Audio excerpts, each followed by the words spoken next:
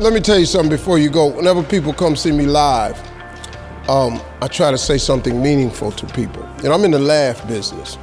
That's my gift. That's what God gave me at birth. Your gift is the thing that you do the absolute best with the least amount of effort. I want to tell you something that can help enrich your life. It's a sure sign from God that He ain't through with you because He wakes you up in the morning. When He's done, you won't wake up no more. But as long as you're waking up, that means He has something for you that He hasn't been able to give to you for whatever the reason. I'm going to help you get to that reason a little bit quicker. I want to tell you something that I learned that changed my life. I was reading a book one time that had a quote in there from Albert Einstein. And Albert Einstein said, "Imagination is everything. It's the preview to life's coming attractions." If you think about that, that's a really, really true statement. Because everything you see in this world came from somebody's imagination. Everything. Somebody was talking on the phone one day, on that wall phone, connected to the cord, and tried to walk, and it didn't go no further. And he wanted to just go outside and get something out the car. Somebody said, "You know what? I wish I could take this phone outside." Everybody in here got a cell phone.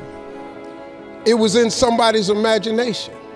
Somebody imagined that. Somebody imagined everything. Somebody got tired of walking. Somebody got tired of driving cars. Somebody said, "We're gonna fly." You're not finna fly. Everybody in here have been on a plane. See, your imagination is the evidence of things not seen. You know why they call it the evidence of things not seen? Your imagination, you the only one can see it. You're the only one can see it. See, so all this stuff you've been imagining was not some hocus pocus. When you imagine stuff, it's actually God showing you a preview of a coming attraction He has for you. That's what your imagination is. Why do you keep imagining yourself with a second home? Because God wants you to have a second home. Why do you keep imagining yourself in a supervisory capacity on another job? Because God really wants you to have that. Why you keep dreaming of opening a business one day? That's because that's what God really got for you. And He put it in your imagination. The problem with your imagination, though, is you tell it to the wrong people. If you want to kill a big dream, tell it to a small-minded person. You can't, oh man. Think about this in your life. How many times have you had this really incredible idea and you took it to your family and your friends? You shared it with them and they shot it down. You know why they shot it down? Because they couldn't see it. Because God didn't put it in their imagination, He put it in yours. It was your evidence of things not seen. See, all this stuff you've been imagining, you ought to start working on it. Because that's what God really got for you. Your real life is in your imagination. I'm here to tell you that. You think I'm here by accident? I'm here because He put this in my imagination when I was 10. When I was 10, He showed me I was going to be on TV. That's all I ever wanted. The assignment when I was in the 6th grade was everybody write their name on a piece of paper and write what you want to be. You know what I wrote on my paper? I want to be on TV.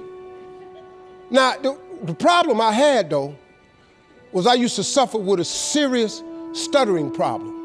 I couldn't talk outside my house. I stuttered for years. I flunked out of school. I'm on my 3rd marriage. I lost everything I ever owned twice. I've been homeless and lived in a car for 3 years. But at 10, though, I wrote on a piece of paper, I want to be on TV. So the teacher went around the room and read everybody's paper. Had you stand up when she called your name. And the only assignment was your name and what you want to be. Doctor, lawyer, dentist, basketball player, football player. I wrote I want to be on TV. She saved me for last. She said, "Little Stevie, come to the front."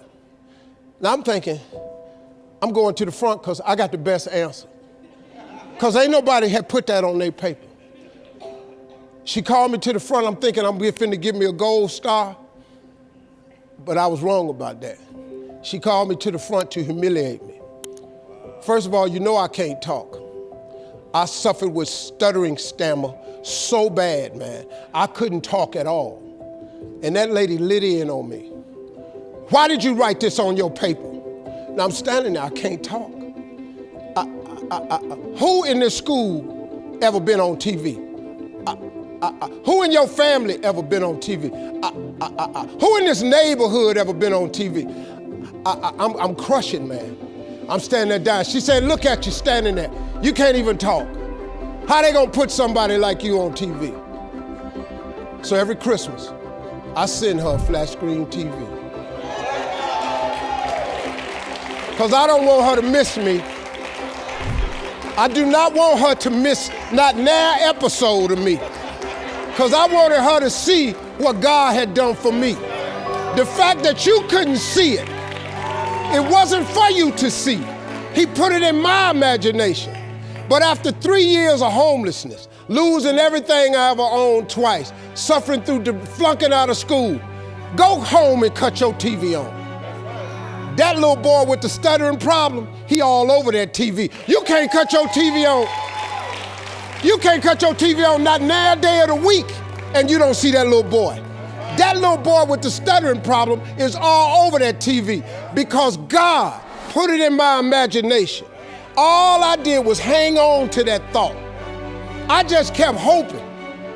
I just kept hoping that what I had wrote on the paper would come true. A lot of times it wasn't about no faith. I didn't believe it sometimes. When you homeless and living in a car, how you see yourself as a TV star? But I just kept hanging on there. Because my mama was a Sunday school teacher. I kept hearing her say, God,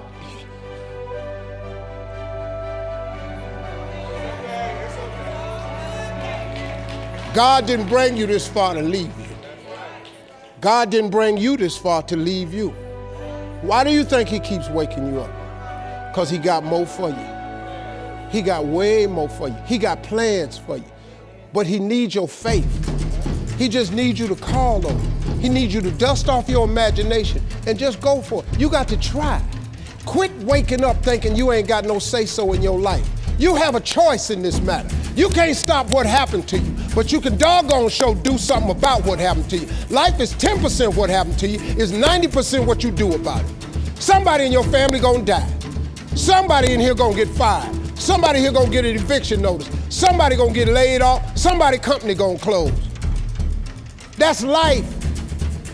Somebody you love gonna break up with you. That's life. But what you gonna do about it though? Since it's gonna happen anyway. Trust me, go home and ask God to open up your imagination and then pursue it with everything in you and watch what he do for you. Appreciate y'all.